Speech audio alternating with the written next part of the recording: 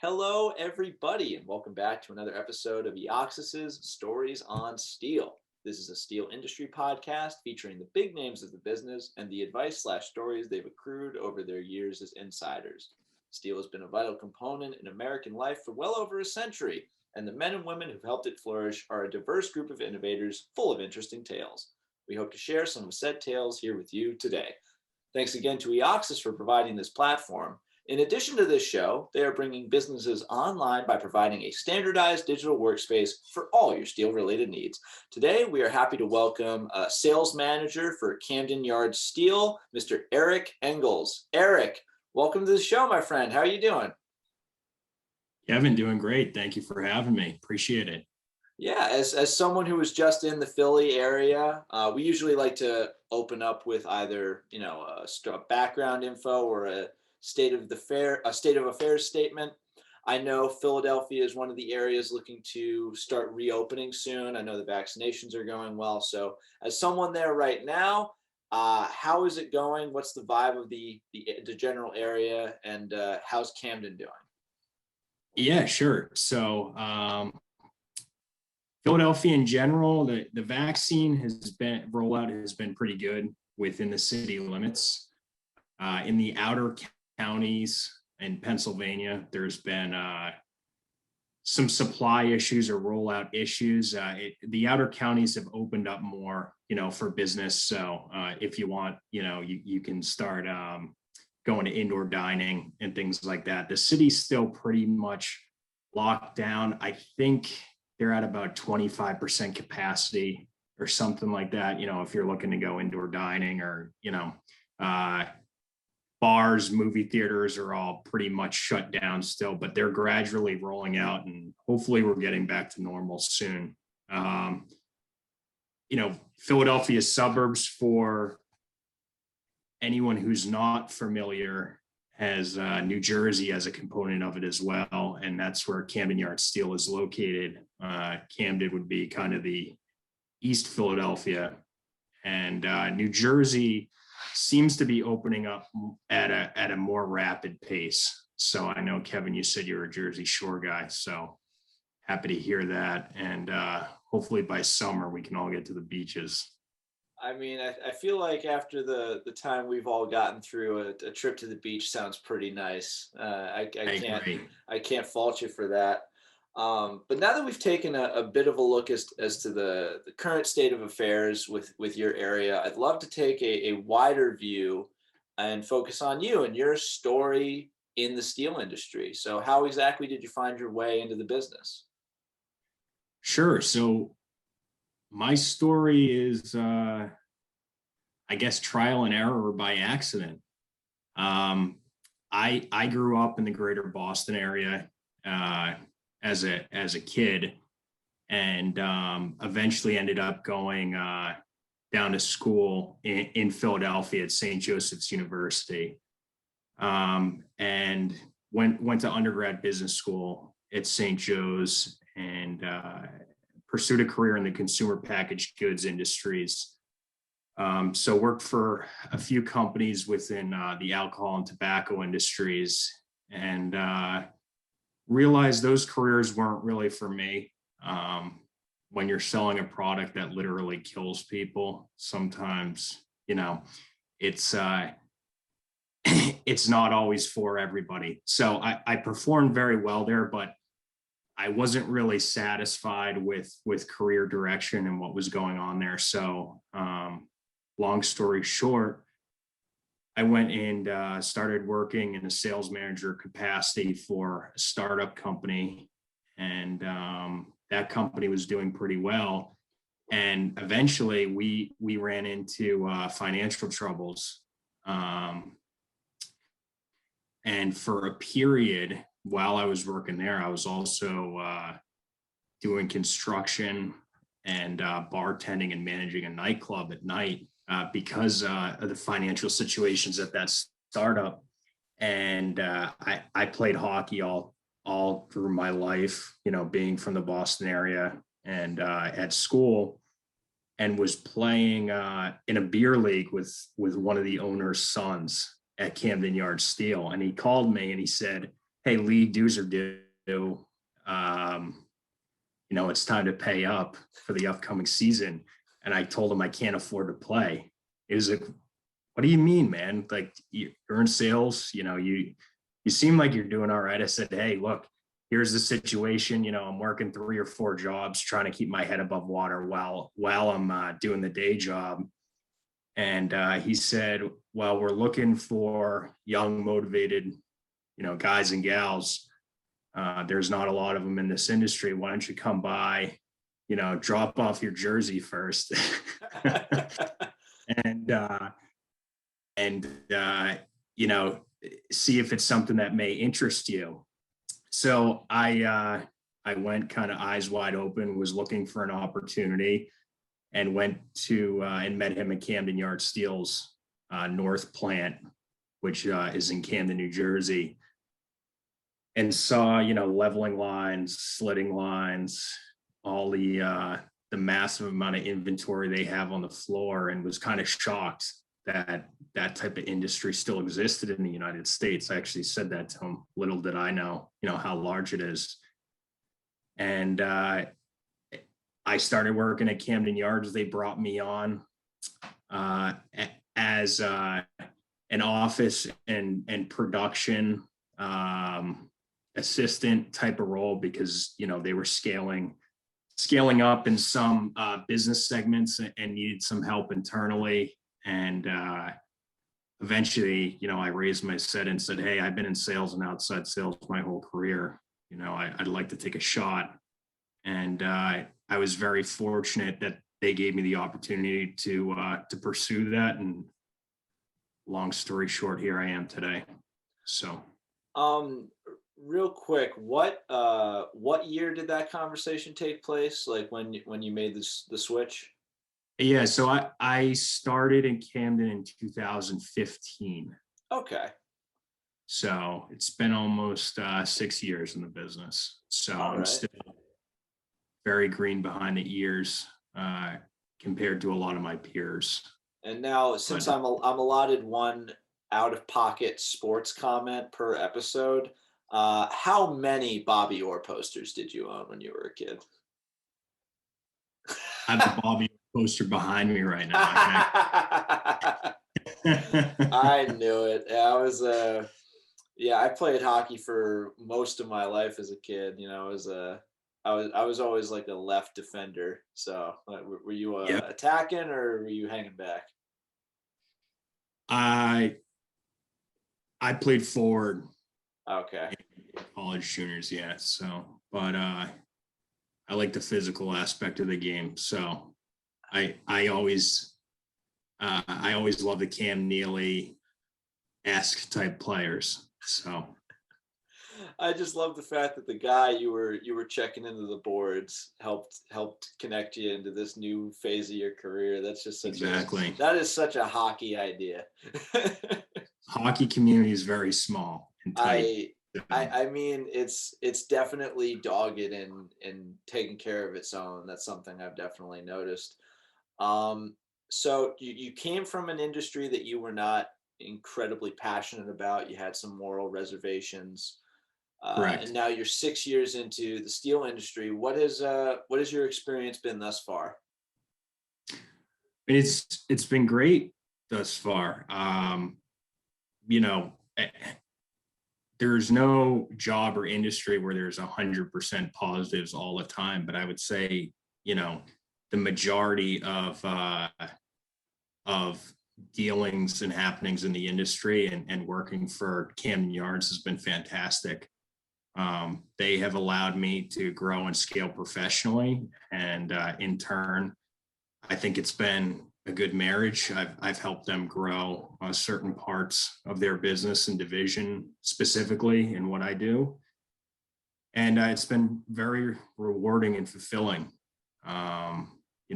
I would definitely recommend it, the steel industry in general, to a lot more people our age, and I think that's something that companies need to figure out, how to attract and draw in young talent into the industry. I think that's a common issue that I've heard repeated from other guests that we've had on this show is that a desire to Mhm. get more young, STEM-oriented people into the industry. But before we go on to that point, I'd love to hear a little bit more about your initial foray into steel. You again came from a different sales industry, found your way here. What sorts of lessons did you have to pick up pretty quickly as you began your journey?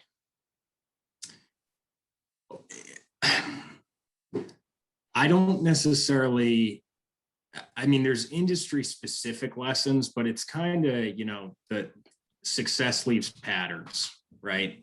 And it's kind of, the golden rule and the things that, if I was fortunate to have very good parents growing up who were great role models, and kind of the golden rule uh, esque type lessons, treat others as you would want to be treated, don't lie, don't cheat, don't steal, um, work hard. And one of my father's favorites, you have, two ears and one mouth. So act accordingly. So I would say, coming into the steel industry, more industry specific, and not having a steel background. I had always worked construction, in the summers growing up. So, mechanically and I'm a little bit more inclined, I guess, naturally to be curious about how things work and how things are made and produced. And I, I think one of the biggest things goes into that listening and two ears and one mouth thing is you need to learn as much about the product as you can and really live in it. And a lot of that is through, either outside reading materials, through industry sources, and being out in the marketplace and talking to individuals who've been doing this, their entire careers, either coworkers, competitors, customers. You're going to pick up a lot. And if you can accelerate your learning curve regarding, specs and things like that, you can glean enough off of them that you can really start to become someone who sort of knows what they're talking about, I would say. I don't think anybody has this 100% figured out, and I'm not going to claim I do, only 6 years in. So, I mean, to refer back to a conversation we had before we started, we both happen to be pretty passionate about submission grappling and Brazilian jiu-jitsu. And I think that those lessons, it is very much you stink until you don't. And the only way you stop stinking is if you listen and you accept the fact that you're not going to know everything right off the bat. correct, 100%. As some days you're going to go into the gym and either, roll with or grapple with, or, depending on what you're training, spar, in striking with sometimes some monsters. And, you're going to get smashed or punched in the face. And it's up to you how you respond. And you got to eat your humble pie and still show up the next day. It's part of life. So, well, again, we can't go down that tangent because that'll be all we talk about. But more on Camden Steel. yep. You got your start there. You're still working there 6 years on. How has your role within the company evolved? Yeah, sure. So, as I stated, at first I started kind of as a back end support between sales, the office, and production, and I learned that pretty quickly. Having not been right out of school, I already had prior work history and had been out a couple of years at that point. And from there, I raised my hand and said, I really want to get into sales. That's what I've been in my entire life. I love the competitive juices. And they said, all right, we'll let you try it out. What do you know about steel? I said, not, a lot, but I can make phone calls and go from there. And I think my first customer, they gave me this old school New Jersey manufacturers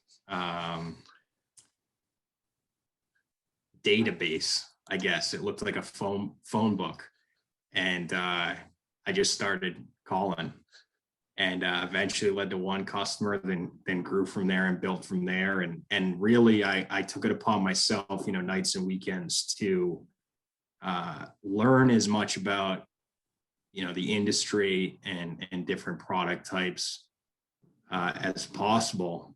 And from there grew, being from New England originally, grew into an outside salesman role in the Northeast New England areas. I'd say really Philly up to Maine, and started specializing in more value add products, as we'd call them at Camden. So coated, cold rolled, pre-paint products like that, more so light gauge and the flat rolled side of the business, and worked my way up where eventually,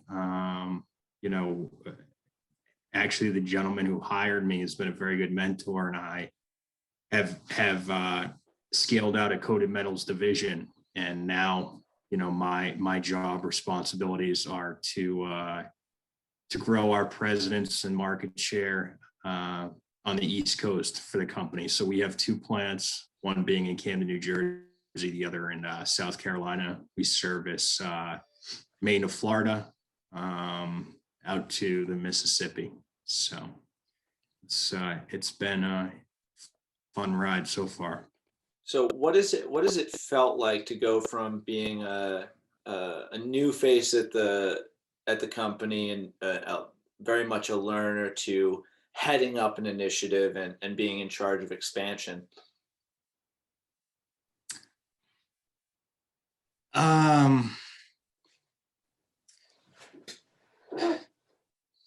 It's been challenging. Obviously you have to work really hard. The one thing about that everyone can control, coming from a sports or martial arts background, is how hard you work. And if you outwork everybody else around you, good things are going to happen. So, consistently keeping your nose to the grindstone and doing the X's and O's, the basic blocking and tackling that, will allow you to grow and develop. And it's been a lot of fun too. I don't want to, it's hard for me to say this. It's not a shock to me that I've been successful because I put the work in. I don't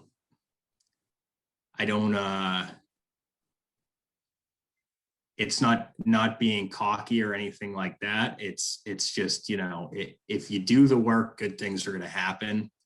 So it doesn't feel unnatural or anything like that, to be a younger person and be, a lot of times when I'm in the room with clients, customers, vendors, I could be the youngest guy there person there by 20 years. And I don't feel out of place at all, so. Well, I think that goes to a point you brought up earlier that I'd love to revisit, and that's that you're seeing a need for younger people to enter the steel industry at a rate that they currently aren't. Did you want to talk Yes. a little bit more about that? Yeah, definitely. Look, in this industry, there's a ton of opportunity. And I would say that to anyone who's younger out there listening, if you want to do the work, you can have a very lucrative career. And I know I'm still in the beginning stages of mine. But you know, I would say that I have a lot of friends, you know, in the financial services industry or being in sales, you know, growing up with the guys and gals I grew up with. Maybe they're in pharmaceuticals or biotech or tech, and they don't really get some of them why I'm in the steel business. You know, they send like the Derek Zoolander memes of him mining in Jersey. And the industry has a ton of opportunity and growth potential. And one thing I would say is, you know, there's a lot of, you know, everyone who I meet in the industry who's younger is very well qualified and talented, but there's not a lot of them. So, I mean, I like it for me because, you know, competition wise, if you're looking at other industries, there's a lot out there. It's few and far between in our business, and hopefully that reverses because we need more young people in the industry. You know, the majority of what, like I was saying, majority of people I deal with on a day-to-day basis, you know, can be 10, 20 plus years older than I am. Once, you know, you're dealing with certain levels of purchasers or what have you. And it's disconcerting because, you know, we need to fill those roles as you know, the established generation decides to retire. I mean, I think a good point of reference for that problem and those issues are I've interviewed guests that talk about the fact that, you know, their company still very much uses fax machines, you know, and still very much uses like that Yes. older tier of technology where, you know, I'm not that young, or I'm not that young or old, I would say, but if you gave me a fax machine, I would not know what to do with it. You know, I'm going to tell you that Yep. right now. I maybe could figure it out, but it would take a minute. Yeah, exactly. And I think, you know, there's the millennial hate that, you know, that we all experience, and you know, that millennials are lazy and don't want to get into, you know, what would be seen as a harder industry. I don't even know if that's accurate, but, you know, it's not as sexy or glorified as, you know, selling or working in the tech industry or fintech or financial services, etc. But millennials work hard, and they're, you know, they, especially the ones this is an interesting point that I always bring up. There's the millennials that remembered 08 and the Great Recession. And especially those ones, I think there's a little bit of a difference between, you know, the ones who were in school or working at that point or weren't. We do understand, you know, what I would say the majority of us, what the real world is, and that, you know, we want an opportunity. So there are, you know, younger people that I think the steel industry could attract. There just, you know, needs to be a little bit of an effort to attract those people. I think it's a little bit on both sides of the equation. Well, I think I would love to know from your point of view that it seems to be that there are some stereotypes about the steel industry. Yes. What would you say are the biggest misconceptions? I mean, low tech is something you brought up inadvertently by saying that it's not as sexy as, you know, the tech industry. But what are some other? And you said that your friends send you gifts of like the mining scene from Zoolander.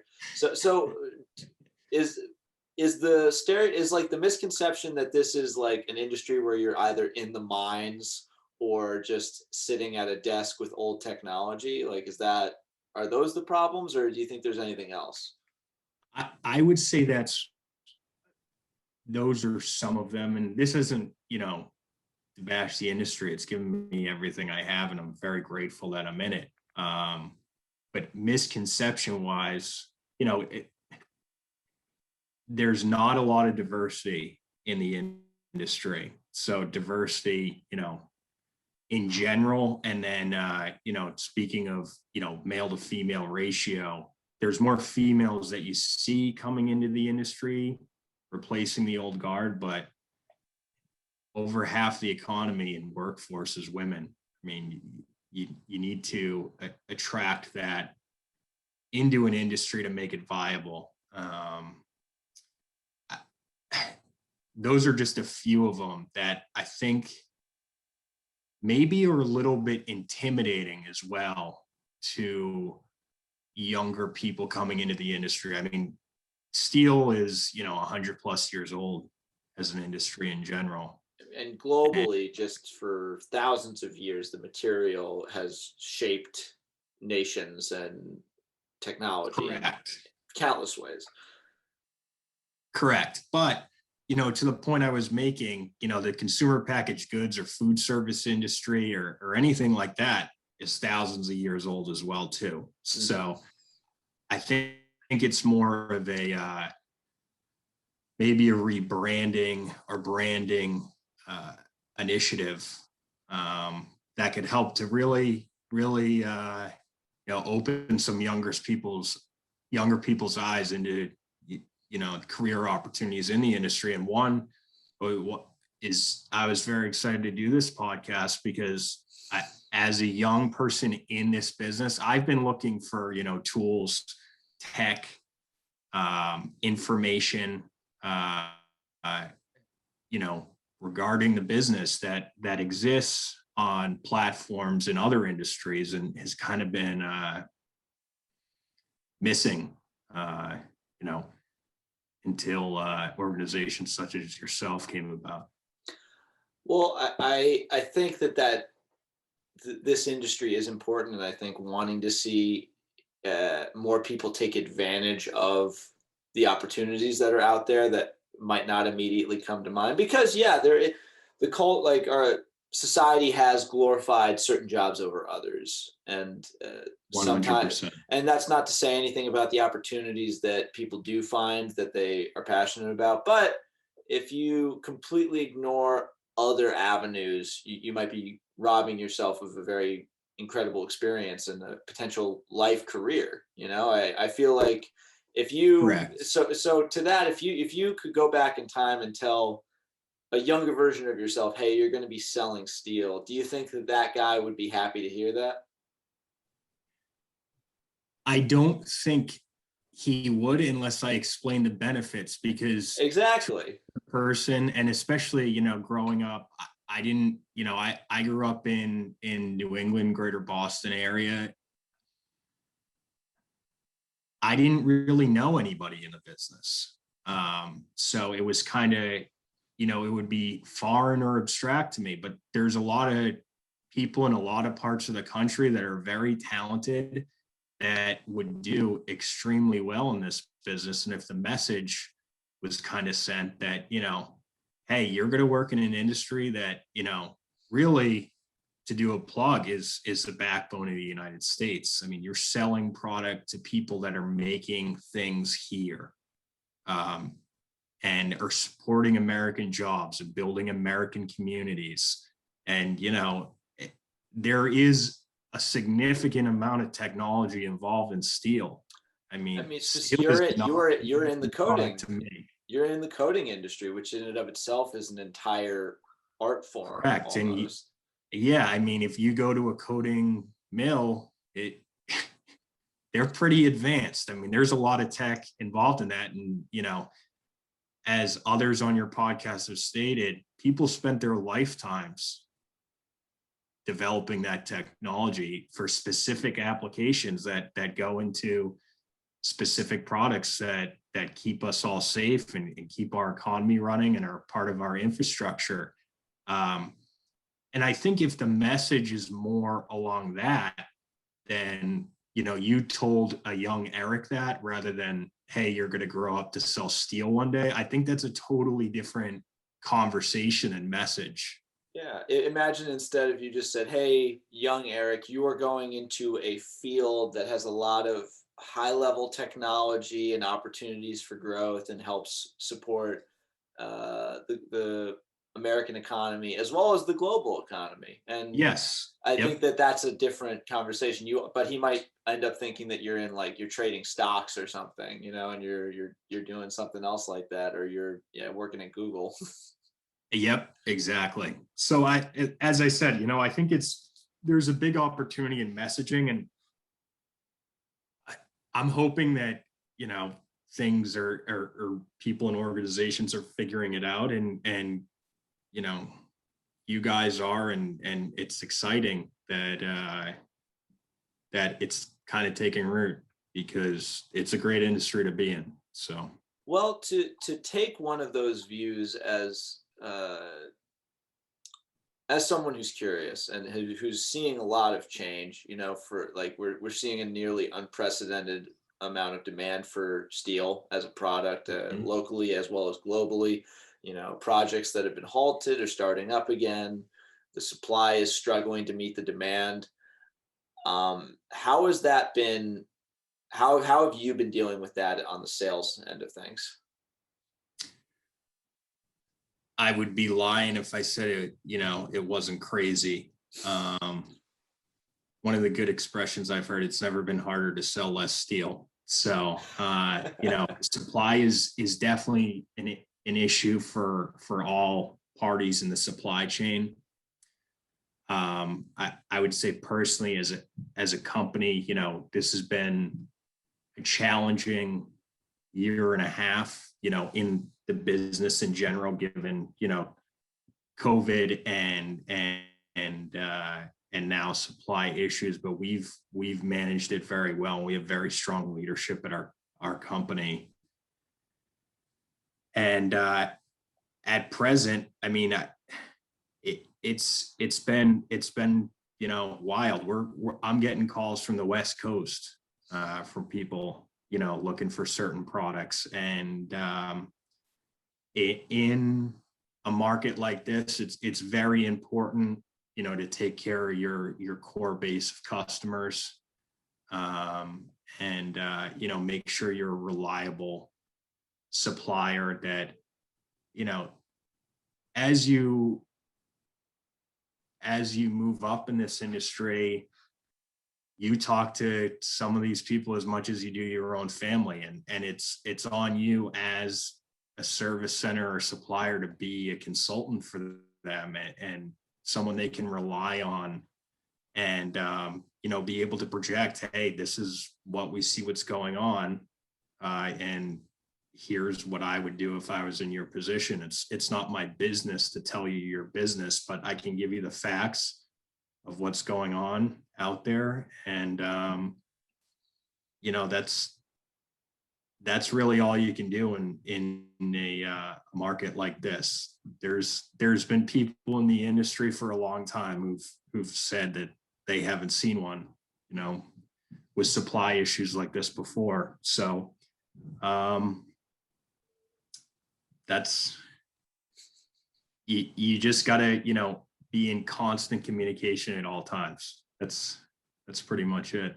I think one final point to end on that we haven't discussed yet is the possible role of e-commerce in helping Yes. lighten the load locally as well as globally.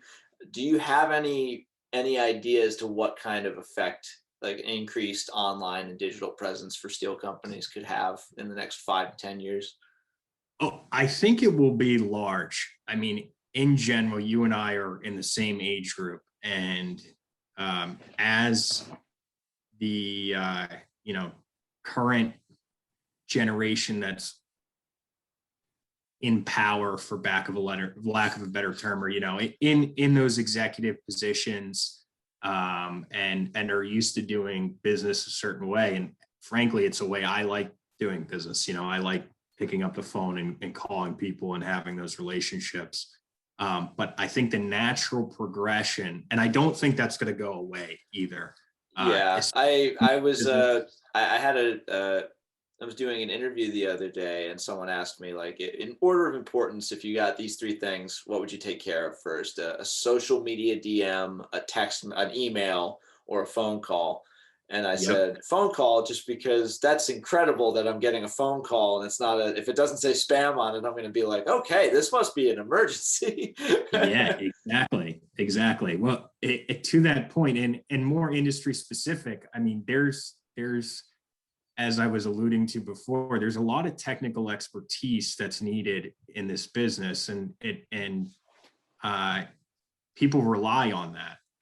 So I don't think where it's going to be an Amazon shop and click type of model, but the natural progression is, as people our age and people younger than us get into the business and get into decision-making roles or purchasing type roles, they're going to be used to that function and purchasing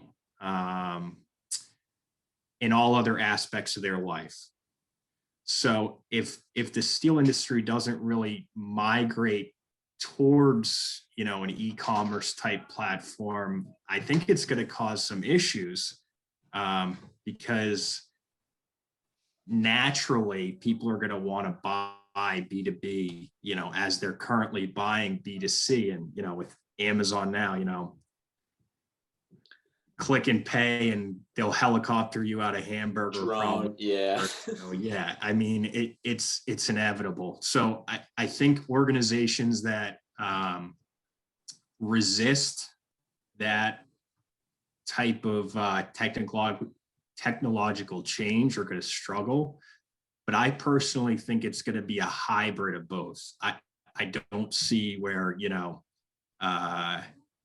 the entire business shifts to an e-commerce type of model, because there's too many moving parts in this business. You need technical expertise, and people buy off relationships. At the end of the day, it is a very technical product that we sell, but a lot of the times, apples to apples, people buy off of people that they like, trust, and are there for them. And you don't really get that, I call it stickiness. And I tell a lot of reps this too,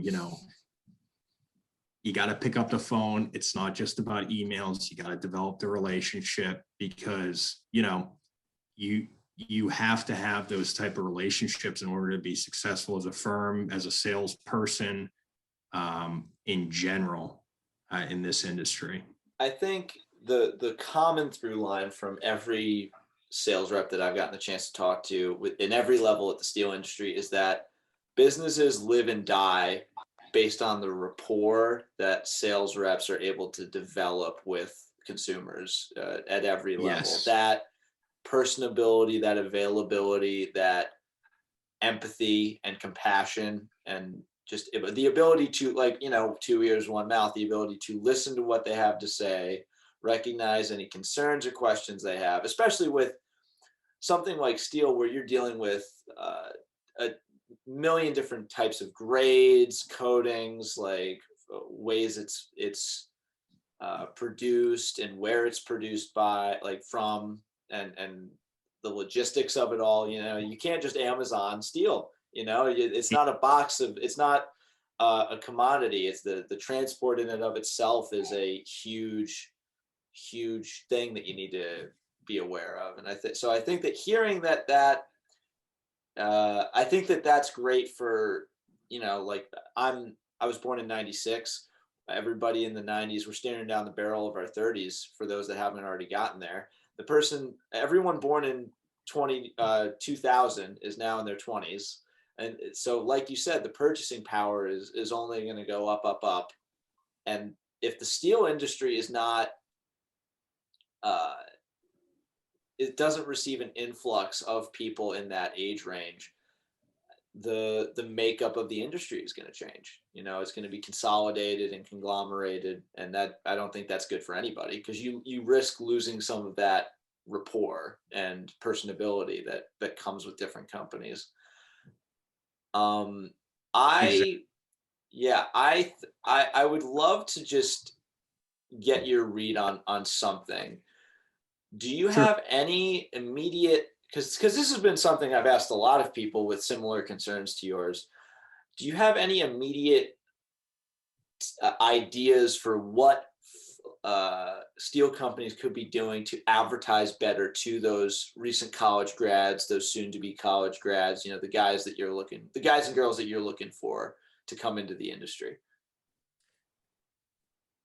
Yes, I do. I would say that, and this is not to bash or talk down on the industry at all, because there's send them clips of Zoolander. Yeah, exactly.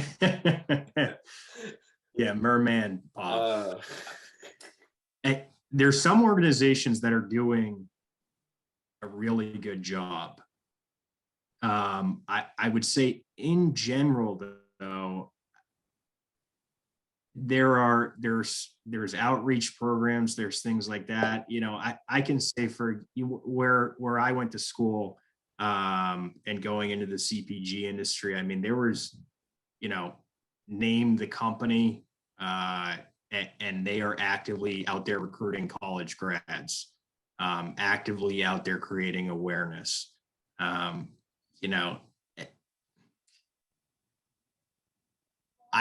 don't know, and there's also traditional or online marketing campaigns, and I don't know if the industry as a whole has really committed to that yet.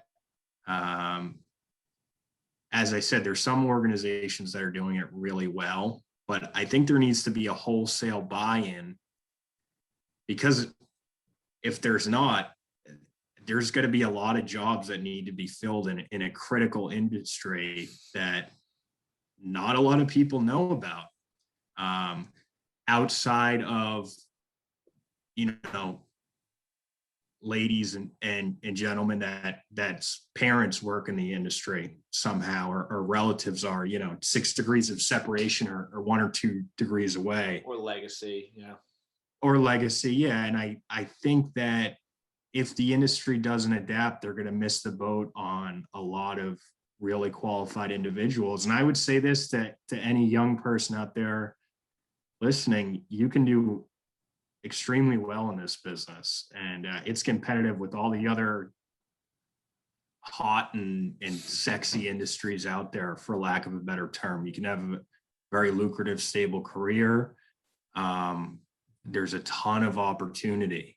And as I said before, there's not a lot of people in the 20 and 30-year age group in the business. So the opportunity is there. It's on us as younger people to want to step up and drive growth and take initiative into the future in the business, and pick up the mantle from the generations before us.